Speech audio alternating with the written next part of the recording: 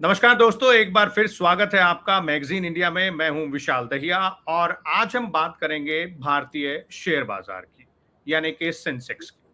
दरअसल जैसा कि हम सब देख रहे हैं, पिछले कुछ दिनों से भारतीय शेयर बाजार लगातार रोज नए रिकॉर्ड बना रहा है और 3 हफ्ते जो शेयर बाजार में रैली रही, उसके बाद अब वो नए रिकॉर्ड 85,000 के आंकड़े को पार कर चुका है।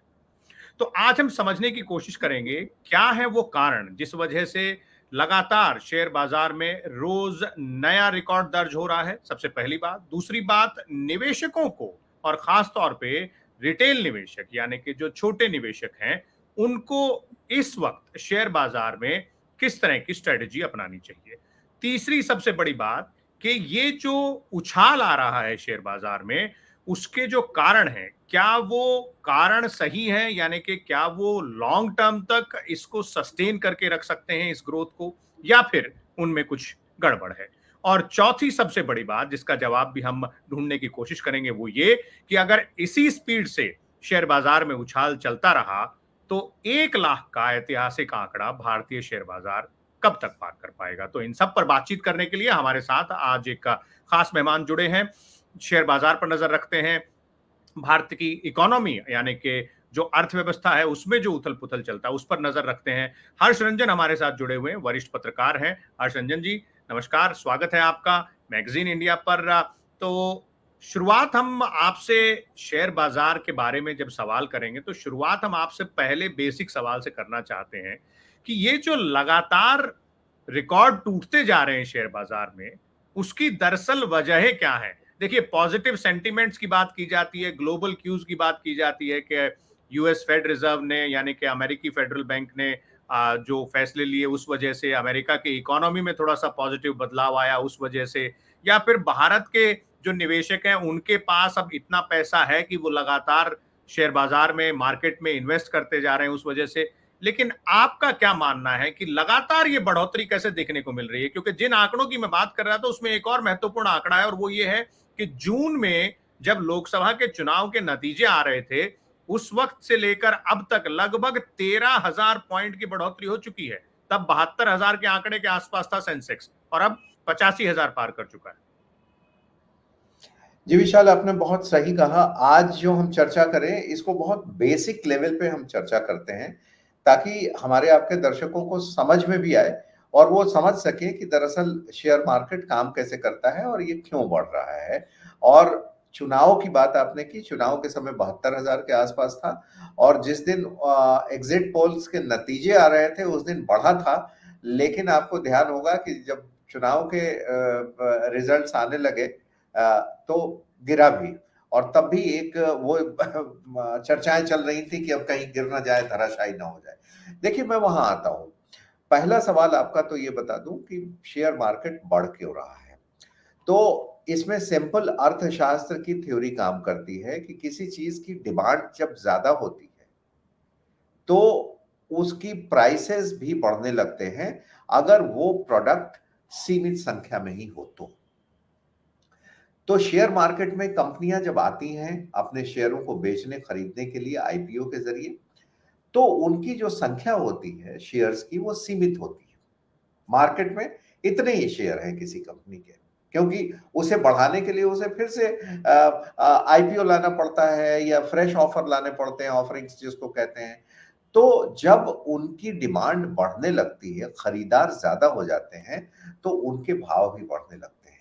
तो जाहिर सी बात है कि ये बायर्स मार्केट का ट्रेंड बना हुआ है। खरीदार बहुत ज्यादा हैं, तो उनके भाव धीमे धीमे बच रहे हैं और यही हम देखते हैं कि जब बिकवाली होने लगती है, अचानक बहुत लोग बेचने लगते हैं और खरीदार कम हो जाते हैं, तो उनके भाव गिरने लगते हैं। ये सिंपल अर्थशास्त्र की थ्योरी है। तो भारतीय शेयर बाजारों में जो बॉम्बे स्टॉक एक्सचेंज है और जो नेशनल स्टॉक एक्सचेंज है, पिछले 4 से 5 वर्षों में, खास तौर पर पैंडेमिक के बाद, कोरोना के बाद, बहुत बड़े पैमाने पर निवेशक आए हैं उसमें। शायद कोरोना के जो असर रहे, या उस दौरान जो छुट्टी मिली लॉकडाउन की वजह से और लोगों ने पढ़ना लिखना शुरू किया, ज्यादा पढ़ना लिखना शुरू किया, समझना शुरू किया मार्केट को, तो उन्हें लगा कि जब तक हमारा पैसा भी हमारे काम करने के साथ साथ काम नहीं करेगा, तब तक हम ग्रो नहीं कर पाएंगे। हम तो काम करते हैं, दफ्तर जाते हैं, कामगार काम करते हैं, रिक्शा चालक रिक्शा चलाता है, सब्जी बेचने वाला सब्जी बेचता है, तो मेहनत करते हैं, चाहे वो व्हाइट कॉलर जॉब हो या लेबर का जॉब हो, उससे पैसे अर्न करते हैं। लेकिन लोगों की समझ में ये आने लगा कि क्या हमारे साथ साथ हमारा पैसा भी काम कर रहा है, या वो सिर्फ हमारे बैंक में और पर्स में पड़ा हुआ है। तब तो वो कम होते जाएगा, क्योंकि इन्फ्लेशन बढ़ते जाएगा। इस वजह से आपने देखा कि जो अकाउंट्स खुले, ट्रेडिंग अकाउंट्स खुले, डीमैट अकाउंट जिसको कहते हैं, उनकी संख्या लाखों में हो गई। और लाखों में संख्या हुई तो लोगों ने छोटे छोटे ही सही, लेकिन पैसे इन्वेस्ट करना शुरू किया, जिसे हम डोमेस्टिक रिटेल इन्वेस्टर्स कहते हैं। कि आप कहें कि जो हमने भी जमा किए, आपने भी जमा किए, तो रिटेल इन्वेस्टर्स। इसी तरीके से हमारे डोमेस्टिक इंस्टीट्यूशनल इन्वेस्टर्स, जिसे डीआईआई बोलते हैं, उन्होंने भी खूब जम के भारतीय शेयर बाजारों में इन्वेस्ट किया कि भाई व्यक्ति का पैसा बढ़ रहा है तो कंपनियों का पैसा भी बढ़े। तो हमारी डिपेंडेंसी फॉरेन इन्वेस्टमेंट पे, फॉरेन इंस्टीट्यूशनल इन्वेस्टमेंट पे कम हुई। और यही वजह है कि उनके निकालने के बावजूद, जब भी वो पैसे निकाल लेते हैं, हमारा मार्केट बहुत अफेक्टेड नहीं होता है। एक वजह तो ये रही। दूसरी वजह पॉलिटिकल वजह है, सिंगल विंडो सिस्टम क्लियरेंस है, और लोगों ने देखा कि ठीक है, रूलिंग पार्टी की सीट कुछ कम हुई है, लेकिन रूलिंग पार्टी वही है, पॉलिसीज वही हैं, और एक कंसिस्टेंसी है, कंटिन्यूएंसी है, कंटिन्यूएशन है। मंत्री वही हैं, फाइनेंस के, सड़क के, होम के, विदेश के, यानी पॉलिसीज बहुत ज्यादा बदलने वाली नहीं है डिफेंस सेक्टर के। तो आपने दो चीजें देख ली। तो कंपनियां इस तरीके से काम करती रही और उनका जबरदस्त मुनाफा भी बढ़ता रहा और मार्केट बढ़ता रहा। तो ये दो वजह हो गया है, डीआईआई और दूसरी सरकार की कंटिन्यूएशन की वजह से जी। कंपनियों का जो एक्सपेंशन प्लान था वो बढ़ता गया। तीसरी और सबसे बड़ी वजह है कि दुनिया आज ग्लोबल विलेज है। किसी भी देश का शेयर मार्केट जब बहुत अच्छा बढ़ता है तो उसका असर सारे शेयर बाजार पे पड़ता है। आपने देखा होगा कि अभी एशियन मार्केट्स, यूरोपियन मार्केट और अब यूएस मार्केट भी लगातार बढ़ाव बढ़ती पर है। तो उसका असर भारत पर पड़ रहा है। एक दो और बातें बता दूं, उसके बाद आप अगले सवाल पे आएंगे। जी, जी, बिल्कुल। उसमें एक चीज तीसरे पॉइंट में यह है कि भारत में जब इतनी स्थिरता बनी हुई है, तो विदेशी निवेशक भी जो हैं वो खूब बड़े पैमाने पर भारत ही आए, क्योंकि ये शाइनिंग स्टार था इन्वेस्टमेंट का और यहाँ के शेयर मार्केट का भी। तो ये तीन बड़ी वजह बताई। हाल के दिनों में पिछले हफ्ते हमने देखा कि किस तरीके से यूएस फेडरल रिजर्व, जो वहां का सेंट्रल बैंक है, उसने 50% रेट कट किया, यानी अपनी ब्याज दरें कम की पिछले 4 वर्षों में, पैंडेमिक के बाद लगातार इन्फ्लेशन को, महंगाई को बीट करने के लिए। 50 बेसिस पॉइंट। जी, आधा प्रतिशत 50 बेसिस पॉइंट उन्होंने आधा प्रतिशत रेट कम किया। 25 बेसिस पॉइंट का ही हो रहा था। तो 25 बेसिस पॉइंट यानी 0.25% से भी ज्यादा उन्होंने किया, जो कि एक्सपेक्टेशन से कहीं ज्यादा था। अब सिंपल थ्योरी ये है विशाल, कि होता क्या है कि जब बैंक का इंटरेस्ट रेट ज्यादा रहता है तो सेफ एंड सिक्योर डिपॉजिट के लिए लोग वहां चले जाते हैं, और जैसे जैसे बैंक का इंटरेस्ट रेट कम होते जाता है, लोग बैंकों में पैसा जमा नहीं करके मार्केट में आते हैं। तो हमने ये देखा कि वहां से यूएस में इंटरेस्ट रेट कम करने से इन्वेस्टर्स जो हैं वो मार्केट में आने लगे। और हमने ये भी देखा पिछले 2 दिन पहले कि बैंक ऑफ जापान और चाइना की भी सेंट्रल बैंक ने अपने रेट को बहुत नीचे रखा हुआ है, कुछ छेड़छाड़ उसमें ज्यादा नहीं की है। जापान में तो 0.25% रेट ऑफ इंटरेस्ट ही है, इसलिए लोग मार्केट में जा रहे हैं। तो कुल मिला के ये 5 वजह हैं। और चाइना ने एक स्टिमुलस की भी घोषणा की है, तो चाइनीज इकोनॉमी को और थोड़ा सा बल मिल पाए, उसका भी एक असर जो है एशियाई मार्केट पे, बाकी जो एशियाई मार्केट है, चाहे जी। वो भारत का ही बाजार क्यों ना हो, उस पर भी असर दिख रहा है। लेकिन एक बड़ा सवाल यहाँ उठता है हर्ष जी, और वो सवाल ये उठता है कि अब ये जो पॉजिटिव माहौल बना हुआ है, यानी कि जिसे बुल रन कहा जाए, जो बना हुआ है स्टॉक मार्केट में, लगातार रोज नए रिकॉर्ड टूट रहे हैं, आपने कारण बताए, लेकिन एक चीज और लोग समझना चाहते हैं, वो ये कि क्योंकि हर बार जो एक्सपर्ट्स हैं, जो मार्केट एक्सपर्ट्स हैं, आपकी तरह जो इवेल्युएटर्स हैं, वो ये कहते हैं कि जो ओवर वैल्यूएशन है उसका भी खतरा बरकरार है। तो ओवर वैल्यूएशन का खतरा कितना रियलिस्टिक है? क्या ये एक बबल है? क्योंकि ये एक बहुत बड़ा चैलेंज हो जाता है। इस तरह के इकोनॉमिक बबल्स जो है बर्स्ट होते हुए हमने कई अर्थव्यवस्थाओं में देखे हैं, और पिछली बार जब ऐसा हुआ था तो वैश्विक मंदी का की मार जो है सभी इकोनॉमीज ने झेली।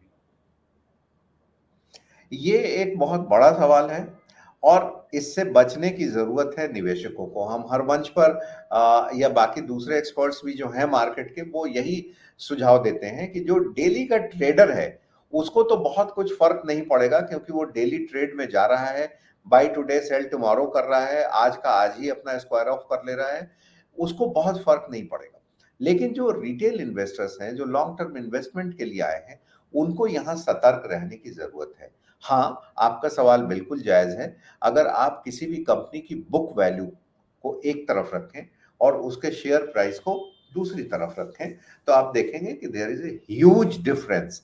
बुक वैल्यू अगर 5 पे है, तो शेयर प्राइस 15 पे है। इतना का डिफरेंस है। यानी कि हर चीज़ की एक कीमत होती है। उदाहरण के तौर पर आप मान लें कि एक समोसे की कीमत क्या हो सकती है? ₹15, बहुत अच्छा है तो ₹20, बहुत में आप खा रहे हैं तो ₹50, बाकी कहीं खा रहे हैं तो ₹100 चटनी के साथ। लेकिन अगर इसी समोसे की कीमत ₹500 हो जाए कहीं पर, तो आपको ये सोचने पे विवश होना पड़ेगा कि इसकी कीमत इतनी बढ़ी क्यों? कीमत कैसे निर्धारण होती है? किसी चीज़ की क्या कीमत है? उसकी लागत, उसमें हो देने वाले सर्विसेज और उसकी क्वालिटी क्या है। तो बहुत खराब अगर समोसा है तो 5-10 रुपए मिल सकता है, बहुत अच्छा है, बहुत आपने अच्छा माल लगाया है, सब कुछ लगाया है, तो 40-50 रुपए हो सकते हैं। इससे ज़्यादा तो नहीं हो सकता। उसमें जो आलू है, आलू का रेट, जो उसमें मैदा है, मैदा और आटे का रेट, तेल का रेट, इससे ज़्यादा नहीं हो सकता है। यही हाल अभी शेयर मार्केट के हैं। इसमें कहीं दो मत नहीं है और यहाँ पे सावधान रहने की ज़रूरत है क्योंकि जब भी कोई जियोपॉलिटिकल अस्थिरता होगी, तो हो सकता है कि लोग बिकवाली शुरू करें और बिकवाली शुरू करने से मार्केट गिरने लगेगा, खरीदार कम होंगे, तो आपके शेयर के भाव भी कम होंगे। इसी जी। वजह से ये सलाह दी जाती है कि आपने जैसे ₹100 निवेश किए हैं मार्केट में और वो 100 बढ़ के अगर 150 हो गया है, तो आप करें क्या कि उससे ₹25 निकाल लें, फिर भी आप 25% के फ़ायदे पर हैं। तो 125 है, फिर वो 50 150 अगर कभी हो जाता है, तो आप 25 उससे प्रॉफ़िट बुक करना इसे कहते हैं, प्रॉफ़िट बुक कर लें। तो हमेशा जितना आपने निवेश किया है, उसका 50% हिस्सा अगर आप निकाल के फिर उसको सेफ इन्वेस्टमेंट में डाल देते हैं, चाहे बैंक में या पोस्ट ऑफिस में, या mutual funds are bit relatively safer investment tools, तो आपको बहुत ज़्यादा नुकसान नहीं उठाना पड़ेगा। जी। जी। तीसरा सवाल मैं जो पूछना चाहता हूँ वो ये है कि, और सब लोग जानना चाहते हैं कि भारत के बाजार में पिछले कुछ सालों से देखा गया है कि आईपीओज की भयंकर भरमार है। दरअसल अगर पिछले 4 से 5 सालों का आंकड़ा देखा जाए तो लगातार एक से बड़े एक आईपीओ आ रहे हैं। पेटीएम का आईपीओ सबसे बड़ा आईपीओ था। हालांकि अब जब पेटीएम के स्टॉक की तरफ आप देखते हैं सेंसेक्स में, तो प्रदर्शन उतना बेहतरीन नहीं दिखता। अभी हाल फिलहाल में कुछ और नए जो आईपीओज हैं उनको सेबी की तरफ से अनुमति मिली है, आएंगे आईपीओज। और आईपीओज के बाजार का एक आंकड़ा मोटे तौर पे देखें तो ये जो ये जो साल रहा है, यानी कि 2024 का साल जो हम देख रहे हैं, उस दौरान भारत में सबसे ज्यादा आईपीओ आए हैं। अगर विश्व के सारी मार्केट्स की तरफ देख लिया जाए तो भारत में 200 से ज्यादा आईपीओ आए हैं, वो सबसे ज्यादा है। तो क्या ये आईपीओ जो हैं, जो कंपनियां लेके आ रही हैं, वो ये जो मार्केट की ग्रोथ है उसके चलते बहती गंगा में हाथ धोने के लिए आए हैं, या फिर इन आईपीओ के आने से मार्केट को कोई पॉजिटिव सेंटिमेंट क्यूज मिल रहे हैं? किस तरह से ये काम कर रहा है? देखिए, सरकार ने और सेबी ने कुछ पॉलिसीज़ चेंज की हैं। पहले क्या था कि आईपीओज़ या मार्केट में आना, अपने को पब्लिक में भेजना बहुत बड़ा काम होता था और बड़ी-बड़ी कंपनियां ही इसको कर पाती थी। अगर वो बड़े मल्टी कैप शेयर हैं, बड़ी कंपनियां हैं तब तो ठीक ही है, लेकिन मिड कैप और स्मॉल कैप के जो शेयर थे, वो भी कंपनियां काफी बड़ी होती थी, करोड़ों की कंपनियां होती थी, हजारों करोड़ की कंपनियां होती थी। तो सरकार की चेष्टा ये है, मैंने बताया ना कि क्या आपका पैसा भी साथ-साथ काम कर रहा है? तो सरकार की चेष्टा ये है पिछले कुछ समय से कि लोग अपने पैसे को शेयर मार्केट में भी लगाएँ। यहाँ मैं एक आपको सावधान भी करूँगा कि शेयर मार्केट में लगाने का मतलब शेयर मार्केट में इन्वेस्टमेंट करने से है कि आप कंपनियों की हिस्सेदारी में भागीदार बनें। आप उसके हिस्से खरीदें। एफएनओ जिसको फ्यूचर्स एंड ऑप्शंस कहते हैं, डेरिवेटिव ट्रेडिंग कहते हैं, वो खतरनाक है और हम भी और सरकार भी उससे दूर रहने का सुझाव देती है। आप किसी कंपनी को चुनें, उसके बारे में पढ़ें, उसके प्रोडक्ट के बारे में पढ़ें, उस पे आपको भरोसा लगता है, उसके जो लोग हैं उन पर भरोसा होता है, तो उस कंपनी में हिस्सेदार बनें, चाहे वो हिस्सेदारी आपकी 1 पैसे की ही हो, क्यों नहीं हो? सरकार ये चाहती है। तो इसके लिए जो नियमों में बदलाव किए गए, उसके हिसाब से आसान नियमों के तहत अब कोई भी कंपनी बहुत ही आसानी से अपना अपने को पब्लिक कर सकती है, अपने शेयर को मार्केट में देकर पैसे उठा सकती है। इससे 2 फायदे होते हैं। एक तो कंपनी के पास जब पैसे आ जाते हैं तो उसका काम बढ़ जाता है, उसका बिज़नेस एक्सपैंड होता है, रोज़गार भी बढ़ता है इससे और चूँकि कंपनी का रोज़गार और कंज़म्पशन बढ़ रहा है, इसलिए क्या है कि लोगों के पैसे भी बढ़ते हैं। और अगर थोड़ी-सी आप इकोनॉमी में जाएँ, तो भारत इस समय 5वीं बड़ी अर्थव्यवस्था है, लेकिन कंज़म्पशन के म म म पैमाने पर देखें, तो अभी भी हमारा कंज़म्पशन जो है, वो काफ़ी कम है और कंज़म्पशन को बढ़ाना बहुत ज़रूरी है। सरकार, फाइनेंस मिनिस्ट्री, आरबीआई और शेयर मार्केट सब यही चाह रहे हैं कि कंज़म्पशन बढ़े और कंज़म्पशन तभी बढ़ सकता है, जब आम आदमी के हाथ में पैसे आएँ। तो वापस आते हैं आपके मूल सवाल आईपीओ पर। तो ये इस वजह से आईपीओज़ कंपनियाँ ला रही हैं, ला पा रही हैं मैं कहूँगा क्योंकि नियम आसान हुए हैं।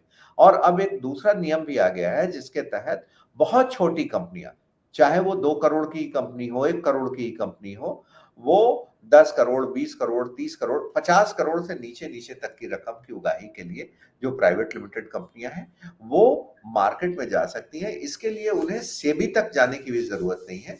जो कंसर्न्ड स्टॉक एक्सचेंजेस हैं, एनएसई हो, बीएसई हो, वही इनकी अनुमति भी दे देता है, तो उनका काम और भी आसान हो जाता है और लेकिन आपने यहाँ एक सुना होगा यहाँ यहाँ थोड़ा-सा सतर्क रहने की भी ज़रूरत शायद लोगों को होगी क्योंकि हाल-फिलहाल में हमने देखा कि ऐसी कंपनियाँ भी जो है आईपीओ लेकर मार्केट में पहुँच गई जिनके पास किराए के 2 शोरूम हैं।